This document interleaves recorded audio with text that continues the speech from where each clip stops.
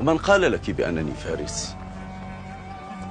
يعرف الفارس بسيفه، بل بعقله وخلقه. بل بسيفه. ماذا تفيد الرجال أخلاقهم إن لم يكن معهم سيف يحميهم؟ أخالفك الرأي سيدتي. يعرف الرجل بخلقه وسلامة عقله. سأعطيك مثالا.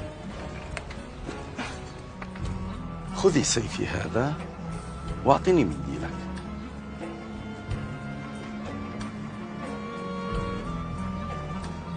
أريني الآن من يصرع الآخر.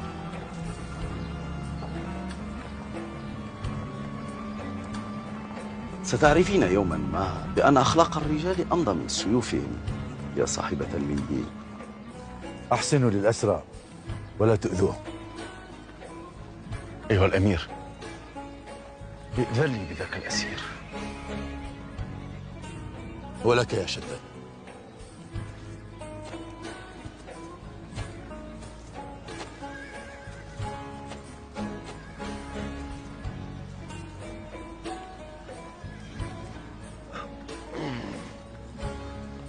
أين هو سيفك؟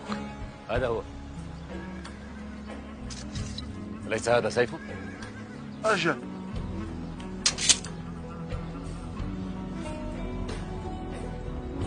قل لصاحبة هذا المنديل أخلاق الرجال أمضى من سيوفهم.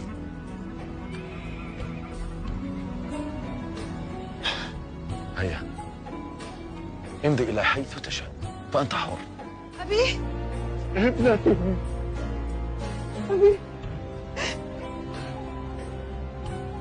حمدا للرب على سلامتك يا أبي.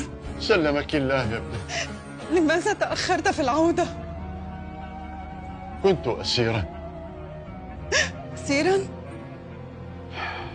أجل، كنت أسيرا لدى جيش المسلمين. ويل قلبي عليك. وكيف استطعت الفرار من الأسر؟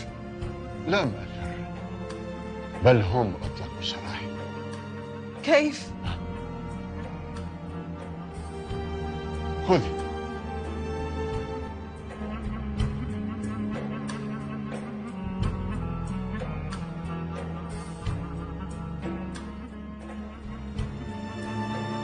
ستعرفين يوما ما بأن أخلاق الرجال أمضى من سيوفهم يا صاحبة المنديل.